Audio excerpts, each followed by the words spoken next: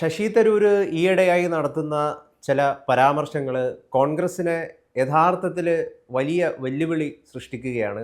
മോദിയെ പുകഴ്ത്തുന്നു, മോദിയുടെ പ്രസംഗം ഗംഭീരമാണെന്ന് പറയുന്നു, ഇന്ത്യക്കൊപ്പം നിൽക്കണം, മമതാനിയും ട്രംപും തമ്മിലുള്ള കൂടിക്കാഴ്ചയെ താരതമ്യം ചെയ്തുകൊണ്ട് പറയുന്നു. ഇങ്ങനെ വല്ലാത്ത രീതിയിൽ കോൺഗ്രസിനെ പ്രതിസന്ധിയിലാക്കുകയാണ് ശശി തരൂർ. ജയ് ജഗത് ടീം, കോൺഗ്രസിലെ ഈ ജയ് ജഗത് ടീമിനെതിരെയാണോ യഥാർത്ഥത്തിൽ ശശി തരൂർ നീങ്ങിക്കൊണ്ടിരിക്കുന്നത്? എന്താണ് ഈ ജയ് ജഗത് ടീം? ആരൊക്കെയാണ് അതിലുള്ളത്? അവരെങ്ങനെയാണ് ശശി തരൂരിനും കോൺഗ്രസിനും ഒക്കെ പ്രതിസന്ധിയായിട്ട് മാറിത്തീരുന്നത്? ഈ ഉത്തരേന്ത്യയിലെ മാധ്യമങ്ങൾ ഇങ്ങനെ ഒരു പവർ ക്ലിക്ക്, ഒരു പവർ ഗ്രൂപ്പ് കോൺഗ്രസിൽ പ്രവർത്തിക്കുന്നതായിട്ട് ഈ കഴിഞ്ഞ ഒരു 3-4 ദിവസമായിട്ട് വാർത്തകൾ വരുന്നുണ്ട്. പ്രത്യേകിച്ച് NDTV-യിൽ ഒരു 3 ദിവസം മുമ്പ് ഇതിനെക്കുറിച്ച് ഒരു ചർച്ച നടന്നു. ജയ് ജഗത് ടീം എന്ന ടീമിനെ കുറിച്ച് ആദ്യമായിട്ട് ഇതിനെക്കുറിച്ച് റിപ്പോർട്ട് ചെയ്യുന്നത്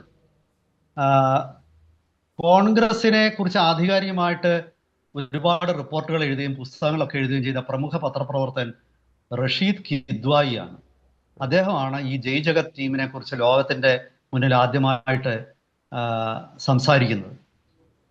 ഈ ജയ് ജഗത് ടീം എന്ന് പറയുന്ന ഒരു സംഘം രാഹുൽ ഗാന്ധിയുടെ ചുറ്റുവട്ടത്തുള്ള നേതാക്കന്മാരാണ്. അവർ താഴെത്തട്ടിൽ നിന്നും പാർട്ടിയിൽ പ്രവർത്തിച്ചു വന്നവരല്ല. കോൺഗ്രസിന്റെ കമ്മ്യൂണിക്കേഷൻ ടീമിലെ, അതല്ലെങ്കിൽ കോൺഗ്രസിന്റെ IT സെല്ലിലെ, അല്ലെങ്കിൽ കോൺഗ്രസിന്റെ ഇന്റലക്ച്വൽ സെല്ലിലെ, ഇവിടെയൊക്കെ നേരെ കെട്ടിയിറക്കി, അതായത് ഉന്നത സ്ഥാനങ്ങളിലോട്ട് നേരിട്ട് കയറി വന്നിട്ട് രാഹുൽ ഗാന്ധിയുടെ ടീം അംഗമായിട്ട് പിന്നെ രാഹുലിന് ചുറ്റും നിൽക്കുന്ന ഉപഗ്രഹങ്ങളാണ് ഇവർ പാർട്ടിയെ ഹൈജാക്ക് ചെയ്യുകയും പാർട്ടിയെ നിയന്ത്രിക്കുകയും ചെയ്യുകയാണ്. പാർട്ടിയെ ഒരു മധ്യ സെൻറ്ററിസ്റ്റ് പാർട്ടിയായ കോൺഗ്രസിനെ ഒരു ഇടതുപക്ഷ പാർട്ടിയാക്കി മാറ്റിയെടുക്കുകയും ചെയ്യുന്നു എന്നാണ് ഈ റഷീദ് കിദ്വായിയെ പോലുള്ളവർ അഭിപ്രായപ്പെടുന്നത്.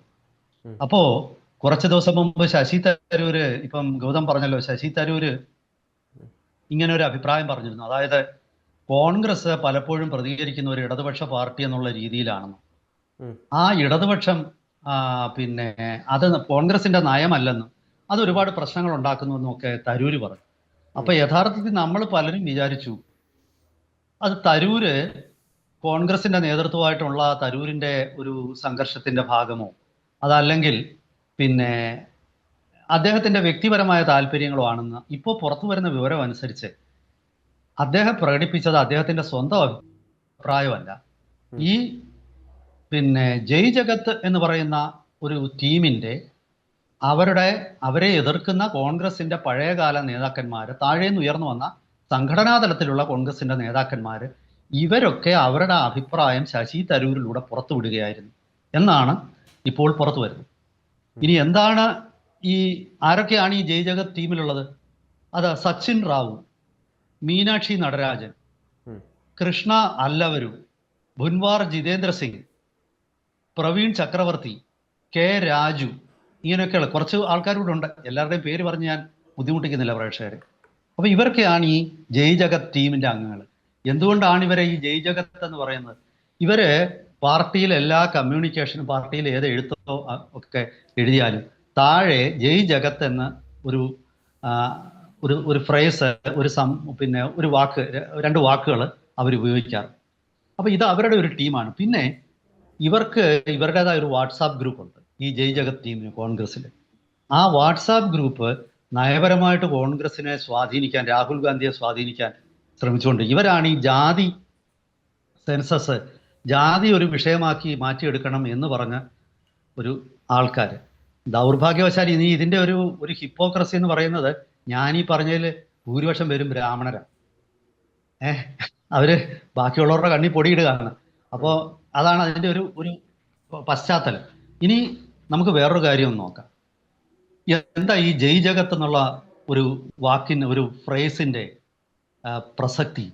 ഈ ജയ് ജഗത്ത് എന്ന ഒരു 2 വാക്കുകൾ ആദ്യമായിട്ട് പ്രയോഗിച്ചത് ആചാര്യ വിനോബ ഭവെയാണ്. ആരാണ് ആചാര്യ വിനോബ ഭവെ? ഇന്നത്തെ കോൺഗ്രസ്സുകാർക്ക് ആർക്കെങ്കിലും അറിയാവോ എന്ന് എനിക്ക് സംശയമാണ്. നിങ്ങൾ ഏത് കോൺഗ്രസ് നേതാവിനെ വിളിച്ചു ചോദിച്ചു ആചാര്യ വിനോബ ഭവെ ആരാണ്? ആചാര്യ വിനോബ ഭവെ മഹാത്മാഗാന്ധിയുടെ ആത്മീയ പിൻഗാമിയായിരുന്നു. ജവഹർലാൽ നെഹ്റു ആയിരുന്നു അദ്ദേഹത്തിന്റെ രാഷ്ട്രീയ പിൻഗാമിയെങ്കിൽ ഉം. ഗാന്ധിജിയുടെ ആത്മീയ പിൻഗാമിയായിരുന്നു ഉം. പിന്നെ ആചാര്യ വിനോബ ഭാവെ. ഉം. ഭൂദാൻ പ്രസ്ഥാനം എന്നൊരു പ്രസ്ഥാനം അദ്ദേഹം ഉണ്ടാക്കി. ഇനി അതിന്റെ ഒരു വലിയ വൈരുദ്ധ്യം എന്ന് പറയുന്നത് തികഞ്ഞ കമ്മ്യൂണിസ്റ്റ് വിരുദ്ധനായിരുന്നു ആചാര്യ വിനോബ ഭാവെ. അദ്ദേഹം ഇന്ത്യ മുഴുവൻ ഗോവധം നിരോധിക്കണം എന്ന ആശയത്തിൽ സമരം ചെയ്യാൻ വന്ന ആളാണ്. അപ്പൊ ഇപ്പൊ ജീവിച്ചിരിക്കുക ഉണ്ടായിരുന്നെങ്കിൽ ഏതാണ്ട് RSSകാരന്റെ ആണെന്ന് നമുക്ക് പിന്നെ അദ്ദേഹത്തെ മുദ്രകുത്തപ്പെടുമായിരുന്ന ഒരു വ്യക്തിയാണ് വിനോബ ഭാവെ. അദ്ദേഹം കമ്മ്യൂണിസ്റ്റ് അതിക്രമങ്ങൾക്കും വിപ്ലവത്തിനുമെതിരെ വലിയ പോരാട്ടങ്ങൾ നടത്തിയ ഒരു വ്യക്തിയാണ്. അങ്ങനെയാണ് അദ്ദേഹം ഭൂദാന പ്രസ്ഥാനം കൊണ്ടുവന്നത്. അതായത് ഇന്ത്യ മുഴുവനും നടന്ന് ആയിരക്കണക്കിന് ലക്ഷക്കണക്കിന് ഏക്കർ ഭൂമി ജന്മിമാരുടെ കയ്യിൽ നിന്നും അവരുടെ മനസാക്ഷിയെ ഉണർത്തി വാങ്ങിച്ചെടുത്ത് അത് സാധുക്കളായിട്ടുള്ള ആൾക്കാർക്ക്, ഭൂരഹിതർക്ക് വിതരണം ചെയ്യുന്ന ഒരു മഹാപ്രസ്ഥാനമായിരുന്നു ഭൂദാന പ്രസ്ഥാനം.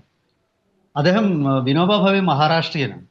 ആ വിനോബ ഭാവെ ഇന്ത്യ ഉടനീളം കാൽനടയായി സഞ്ചരിച്ച് അദ്ദേഹം ആ ഒരു പ്രവൃത്തി അദ്ദേഹം ചെയ്തു. അദ്ദേഹം എന്നെന്നും ഓർമ്മിക്കപ്പെടുന്നത് ഈ ഭൂദാന പ്രസ്ഥാനത്തിന്റെ പേരിലാണ്. ആ ഭൂദാന പ്രസ്ഥാനം യഥാർത്ഥത്തിൽ നക്സലൈറ്റുകൾക്ക് പല സംസ്ഥാനങ്ങളിലും വളരാനുള്ള സാഹചര്യത്തെ ഇല്ലാതാക്കിയത് ഈ ഭൂദാന പ്രസ്ഥാനമാണ്. തെലുങ്കാനയിൽ നിന്നും അദ്ദേഹം ഈ ഭൂദാന പ്രസ്ഥാനം തുടങ്ങുമ്പോൾ പലരും അദ്ദേഹത്തിനെ കളിയാക്കിയിരുന്നു, ഏത് ജന്മിയാണ് അവരുടെ ഭൂമി വിട്ടുതരുന്നത്.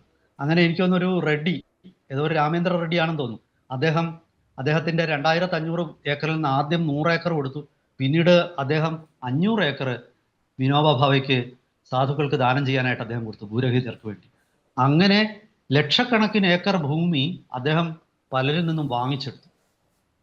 അങ്ങനെ വാങ്ങിച്ചെടുത്ത ഭൂമി പിന്നീട് അദ്ദേഹം ഡിസ്ട്രിബ്യൂട്ട് ചെയ്തു. അദ്ദേഹം തികഞ്ഞ ഹിന്ദുവും ഹൈന്ദവ ആശയങ്ങളുടെ ഒരാളായിരുന്നു. അദ്ദേഹം ഭഗവത്ഗീത, മഹാത്മാഗാന്ധി അനാസക്തി യോഗം എന്ന പേരിൽ ഭഗവത്ഗീത വ്യാഖ്യാനം ചെയ്തിട്ടുണ്ടെങ്കിൽ ഇദ്ദേഹവും അദ്ദേഹത്തിൻ്റെതായ ഒരു വ്യാഖ്യാനം ഗീതയ്ക്ക് എഴുതിയിരുന്നു.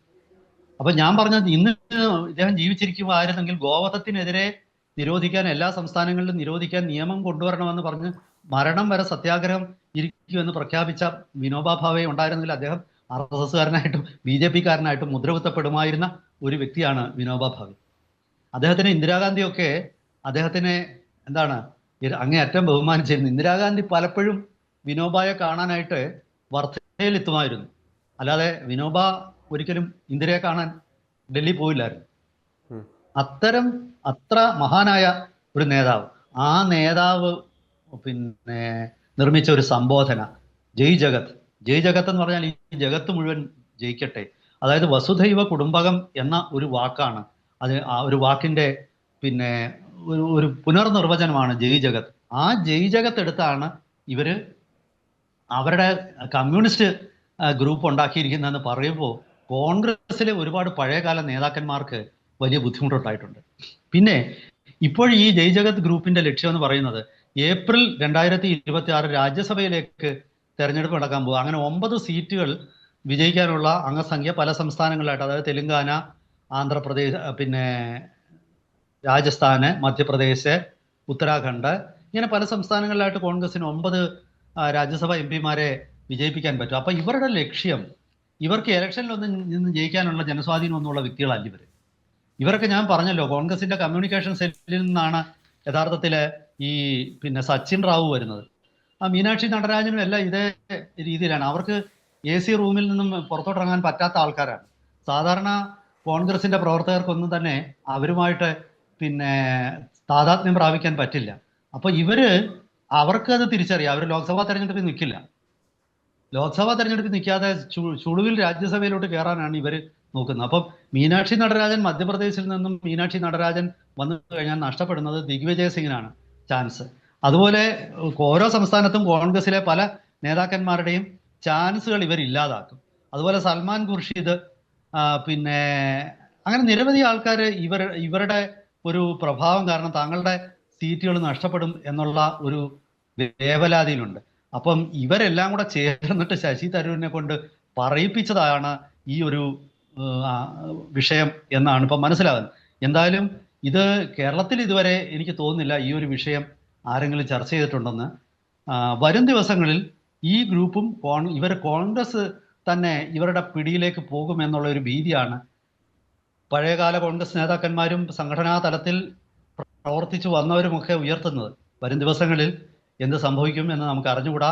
രാഹുൽ ഗാന്ധി ഇവരോടൊപ്പം ജയ് ജഗത്ത് ടീമിനോടൊപ്പം നിൽക്കുമോ, അതോ അവരെ തള്ളിപ്പറഞ്ഞ് പിന്നെ കോൺഗ്രസിന്റെ സംഘടന സാധാരണ പ്രവർത്തകരുടെ കൂടെ നിൽക്കുമോ എന്നൊന്നും നമുക്ക് പറയാൻ വയ്യ.